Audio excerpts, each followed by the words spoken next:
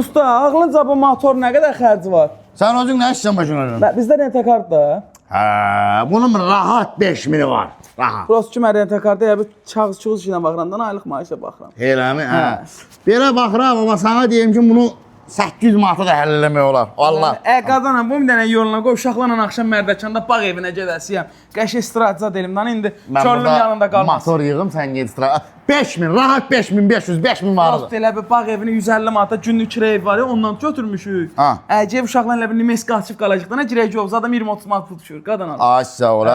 Ha. Yo onda bir haradasa bir mini alınlar. Mini ədəcəkmi? Prosto ki, öz evimizə aparamramdan indi bizim Mərdəkandakı bağ evinin nə qədər qiymət var, milyonluqdur. İndi oran gəlmiş uşaqlarla dağıdım. Qardaş sən başına dön. Sən məni təmizkarlıq dedin. Sən imkanlısan, kasıbsan, bir şey deyən ona uyğun sən qiymət deyin, değil mi?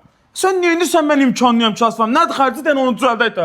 Nətər gəlin eləyirsən qardaş, mən də bundan qazanıram da, mən bilməliyəm bu motoru qoyum yerə, sənin duxun çatacaq, bunun pulunu vermə. Yoxsa yox, deyək şeyxin böründə 20 dənə elə maşın var, kasıb. Elə bilmişəm pulun var, sök qoymuşam, belə düzəldə bilməm. Yer tutur ya, bunun üçün qəzi verir. Qardaş, indi uyğun qiymətdir. 10 bin.